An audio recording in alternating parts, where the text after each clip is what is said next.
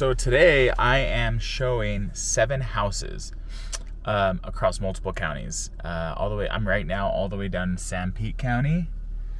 If you don't know where that is, look it up on a map.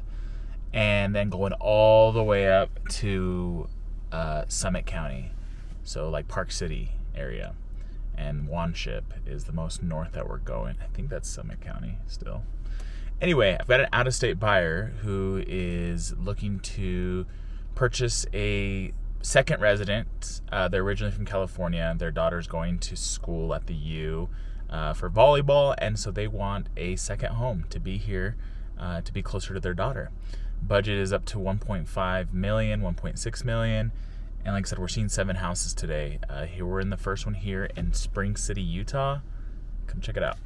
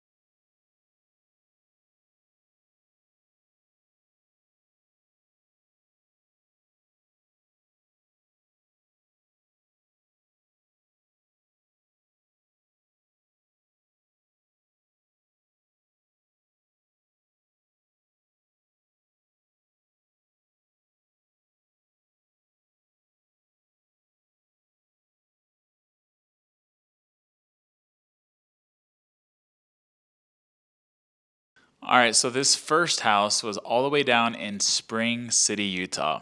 Ever heard of Spring City, Utah?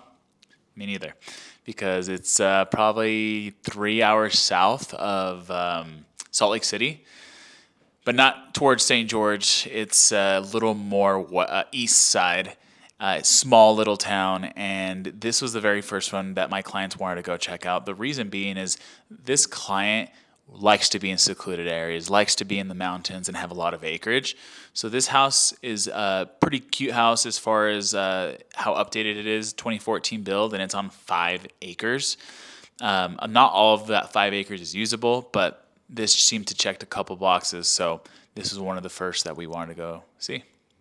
This next one was in Spanish Fork, which is about 45 minutes south of Salt Lake, a little more in town. This house was awesome. It was built in about 2017, 2018. Really nice, tall ceilings, big kitchen. But probably the best thing about this house was the view.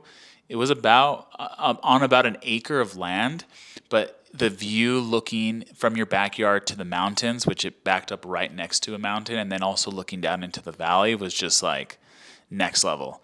I can't imagine having my coffee every morning on the back of this deck.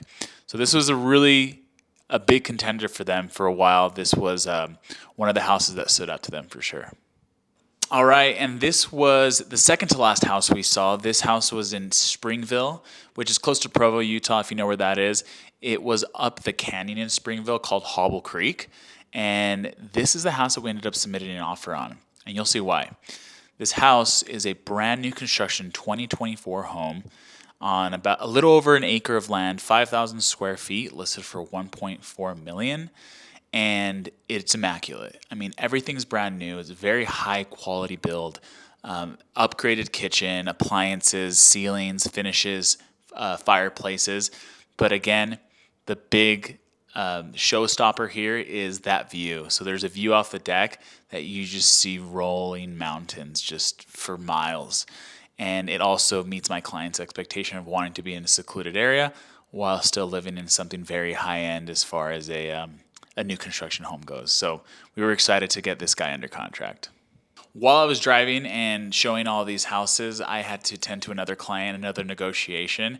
Essentially, my client is buying a house in Sugar House in Salt Lake City, and there have been a handful of repairs and small little punch list items that need to get done with the house.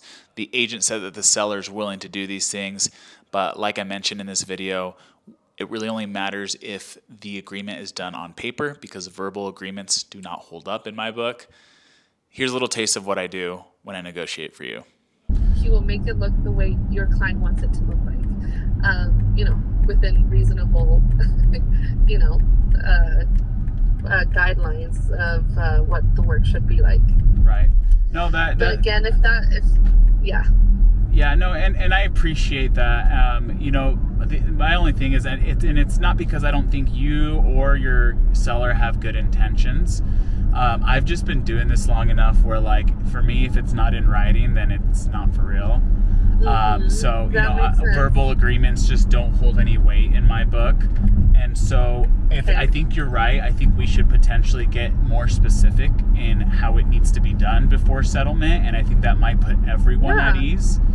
Absolutely. And we can even potentially do some kind of clause in there that if the seller doesn't complete it we'll figure out a wording that works for everyone, but doesn't complete it to the buyer's standard, then at that point we can automatically extend settlement an extra week. So then it's like, we're not going to cancel. We want the house, but this needs to be done right. If not, we're not going to close for another week or an extra week.